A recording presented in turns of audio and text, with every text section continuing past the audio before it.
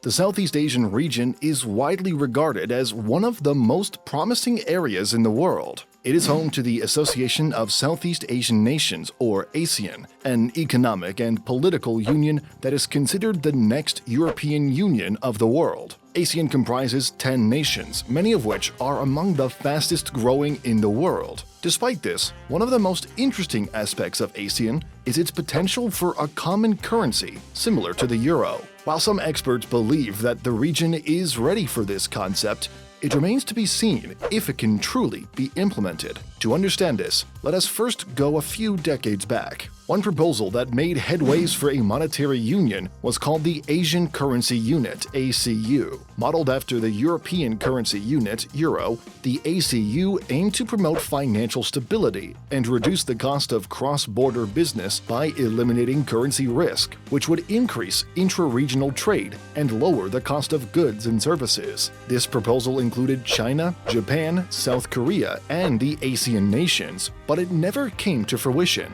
If we were to hypothetically consider the adoption of the ACU or the creation of a currency solely for the ASEAN nations today, what would be the potential outcomes? Would it push the economies for faster development, or would it actually hinder the growth of the region? The first stop on our journey to understand this is the land of economic integration. The creation of a common currency would have facilitated greater trade and investment among ASEAN countries. There have been several studies out there that found that a common currency would increase intra-regional trade by up to 50%. In this world, the ASEAN common currency would have roared across the region, fueling economic growth and fostering a sense of unity among the nations. A further look into Europe may also give us clear answers for how a common currency in ASEAN would look like. According to a study by the European Central Bank, the introduction of the euro saved European businesses around 13 to 20 billion euros in transaction costs annually. These savings can be passed on to consumers in the form of lower prices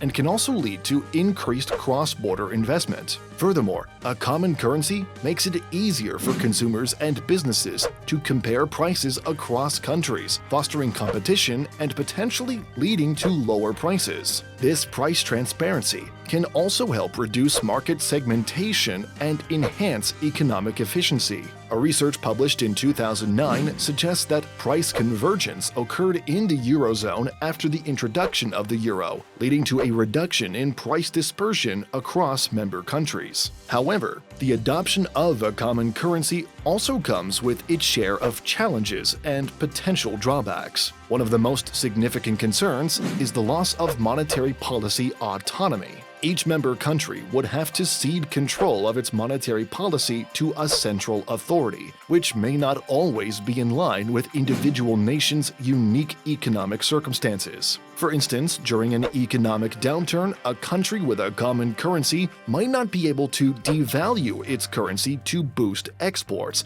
as it would have to consider the collective needs of the entire region. Further, having diverse economic structures and varying levels of development among ASEAN countries posed significant obstacles to integration. In a 2014 article by Akin, he noted that the absence of a common fiscal policy could lead to tensions among member countries. On top of these tensions and a loss of monetary policy autonomy, the member countries of ASEAN, each with its own unique history and national identity, would have had to navigate the tricky waters of sovereignty and national pride. In the words of political scientist Amitav Acharya, Southeast Asia is a region marked by a high degree of cultural, linguistic, and religious diversity. A common currency's presence would have sparked debates on the loss of national identity and the risk of domination by larger economies. And finally, the process of economic integration through a common currency could expose the region to increased risk of financial contagion. As seen in the European debt crisis, economic difficulties in one country can quickly spread to others through the interconnected financial markets, undermining the stability of the entire region. In the case of ASEAN, the region's vulnerability to external shocks, such as fluctuations in global commodity prices or sudden capital outflows, could be exacerbated by the adoption of a common currency. Considering these pros and cons is crucial to our overall debate. As we reach the final part of this video, we must ask ourselves, would a common currency truly benefit the Asean region, and should it be adopted? Well, as we reflect on this, it is impossible not to draw parallels with another common currency that has already made its mark on the world stage, the euro of the European Union. The euro story is a complex one, filled with both triumphs and tribulations, and offers valuable insights into the potential benefits and drawbacks of a common currency. In the beginning, the euro was hailed as a symbol of European unity and a catalyst for economic growth. It was a bold experiment, an attempt to merge the disparate economies and cultures of Europe into a cohesive whole. And in many ways, it succeeded. According to several studies, the euro led to increased trade among member countries, improved economic stability, and facilitated the free movement of people and capital across the region. The currency's creation showcased the potential benefits of a shared monetary system, much like the dream of the ACU in Southeast Asia. However, the euro story is also a cautionary tale. The currency union has faced its share of crises, from the sovereign debt debacle in Greece to the simmering tensions between wealthier and poorer member countries. Critics argue that the euro has exacerbated economic inequalities within the region, as evidenced by the divergence in growth rates and unemployment levels among eurozone countries. Economists like to point out that the euro has failed to achieve either of its two principal goals of prosperity and political integration. These goals are now more distant than they were before the creation of the eurozone. The euro's struggles can be traced in part to its incomplete architecture. Lacking a common fiscal policy, the currency union has struggled to respond effectively to economic shocks and divergent needs among member countries. As some political scientist observes, quote, "The eurozone is caught in a no-man's land between a fully fledged federation and a loose intergovernmental corporation."